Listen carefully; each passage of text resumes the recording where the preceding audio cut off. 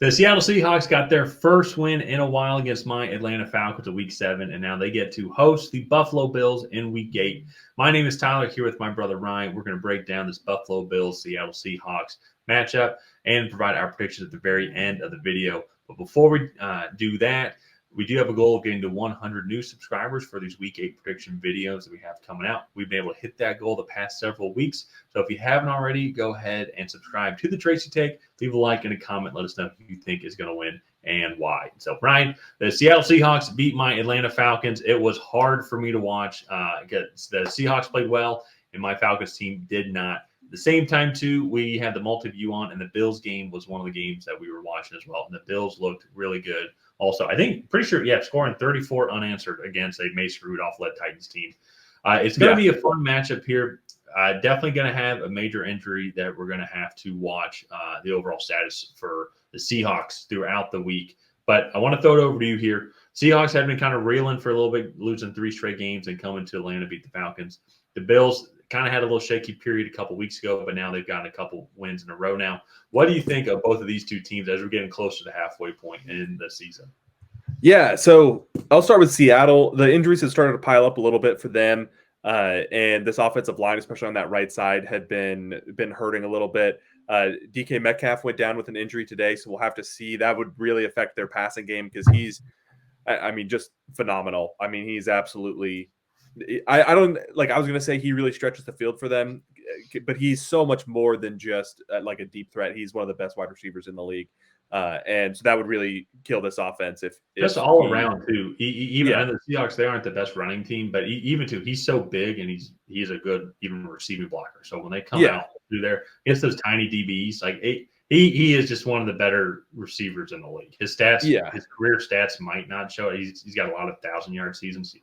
Like just barely 1,000-yard seasons, yes. But I agree with you. He's one of the better receivers in the league. Yeah, and so losing him would be big. We'll have to see. It doesn't look like his knee injury was too bad, but this team, even like that defensive front, they're getting healthier now. But through the start of the season and through that little losing streak that they had, they were just so banged up.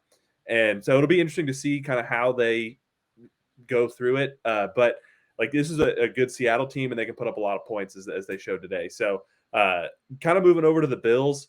This Bills team just added Amari Cooper. They had an okay passing attack, but they were really more of a downhill running team. And I think today, sometimes these downhill running teams start out a little bit slower because it takes time for those body shots to add up.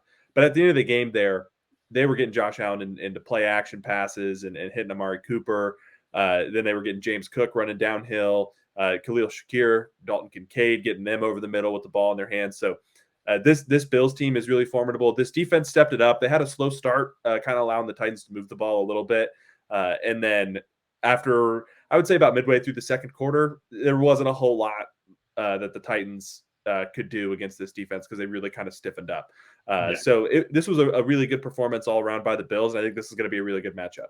Yeah. No, the addition of Amari Cooper, I think, to this Bills team is going to be interesting just to get that veteran receiver presence. But also, too, it's just another guy that now defenses can throw to. And you see the rest of the team's benefited from it now. Keon Coleman had a solid game today, 4 catches, 125 yards. Amari Cooper had 4 catches, 66 yards. Khalil Shakir, as you mentioned, was they're kind of their guy that they lean on. The guys 7 catches today off 7 targets as well. So, and then you have Dalton Kincaid also. So the Bills team as well. Now they're starting to get into that passing game now, adding Amari Cooper. Then they're still one of the better running teams in the league, especially as James Cook starts to get a little bit healthier as well. He played today, yes, but just 12 carries. Ray Davis also started to increase his role as well. I think the thing on the flip side then too as well, just this Bills defense, they're one of the better ones when it comes to their front 7. They have 19 sacks on the season. That puts them 8th overall. And I really just like the way that this front 7 does come together, especially now too with their linebacker, the one that came back, not Milano. Terrell Bernard, I think. Yeah. And, we saw a big impact in that Jets game last week, and he had a big impact in today's game as well with 8 tackles. And so moving to the Seahawks, I will say if you go look at my prediction video from last week, or one with the Seahawks versus the Falcons, I picked the Falcons to win. But in there, though, I did talk about one of my concerns was our weaknesses which is pass rush, and there's some weaknesses in the offensive line as well. And statistically, we've struggled to stop the run statistically. I think that is a little bit of an outlier.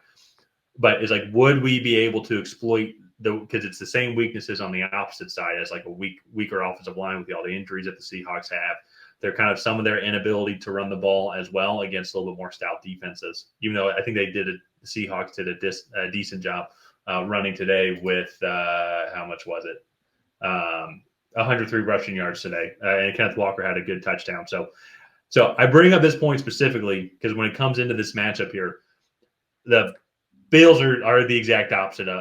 Their problems or their strengths are the Falcons' problems. They are 8th in sacks overall. They are a run-first team, have one of the better offensive lines in the league, and they're able to exploit weaker offensive lines. And that, I think, is going to be the X factor as well. As I think the Bills are going to win in the trenches here. The Seahawks are going to have to find a way to win in the trenches. They won in the trenches today.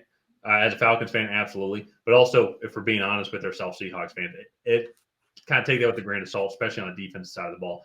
The Falcons are averaging less than a sack a game so far this season. And the Michael Jarrell, if I'm mispronouncing his name or if I'm saying the wrong guy, the right tackle, he did a solid job today. He held Arnold Ebiketie and Matt Judon to essentially nothing. They only had one sack today. But that's not saying much, though. On the flip side, for the Bills, I mean, you're going to have to stop Gregory Rousseau. You're going to have to stop Dwayne Smoot. You're going to have to stop some other guys here that AJ Epinesa, Ed Oliver, Daquan Jones. I mean, these are top tier guys that the Bills lean on, and they can terrorize some offensive lines. And so that's what I think is going to be the big X factor here. Obviously, DK Metcalf has to play, and if there is something, maybe if there is a weakness, this Bills secondary maybe isn't top notch, but the front seven's so good that I think that they're able to really exploit a lot of that, take pressure off the secondary. So that to me is going to be the biggest X factor. If the Seahawks are able to have a similar offensive line performance and defensive line performance as well today against our offensive line, then I think they have a good shot. Especially to hosting the Bills as well. Well, and that to me, what I was going to say too is if DK Metcalf isn't able to go, or even if he isn't really even 100%, who like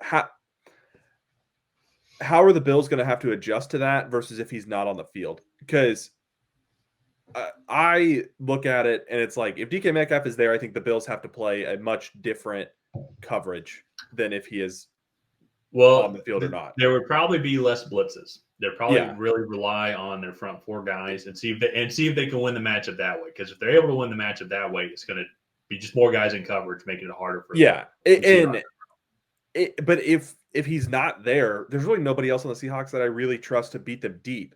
And Tyler Lockett can beat them deep, and Jackson Smith and Jigba can, but it's not like an imposing threat on any given play where you have to respect DK Metcalf's ability to hit a home run on any play. Well, yeah. And so then they can really just not even do you have those pass rushers, they can scheme up blitzes and they can really start teeing off on this offensive line. And so to get into predictions here, I don't think based off of what we heard that DK Metcalf is going to be 100% in this game. So he might play. I just don't think he'll play 100% of the snaps. And I think the Bills are going to be the more physical team in the trenches. So I'm going to go with Buffalo here. I just don't. Seattle's dealt with too many injuries. Seattle's dealt with too much for them. I think for the Bills for them to come out on top of the Bills. Yeah. I'm not saying they can't win. Because I think there is a clear path to victory for them. I think it's just more likely that the Bills win. Yeah. No. So even if DK Metcalf was playing fully healthy, I would still go with the Bills here because I just think, unlike the Falcons game, I think the Bills' strengths are the Seahawks' weaknesses. And the Bills are offensively, is that right, on rushing yards? And so they are ranked 19th overall in rushing yards offensively. The Seahawks are 27th overall when it comes to rushing yards allowed defensively. And there's an asterisk to that. Seahawks are getting healthier on the offensive line side as well. So, but they do have some other pretty big injuries that you got to watch. Like Greek Woolen wasn't playing today as well. I know he's in the secondary, but still, I just think the Bills are going to be able to win in the trenches on both sides of the ball. And a lot of times when a team's winning the trenches, that's going to be the team that ends up being victorious. So I am going to go with the Bills here also. Yeah. So we're both taking the Bills. Let's go ahead. We'll wrap this one up here. If you guys have not already, please go ahead and like and subscribe. It is the best way to help out the channel. While you're down there, go ahead and leave a comment on who you think is going to come out ahead. Will it be the Buffalo Bills? Will it be the Seattle Seahawks? And on that, we'll see you guys next time.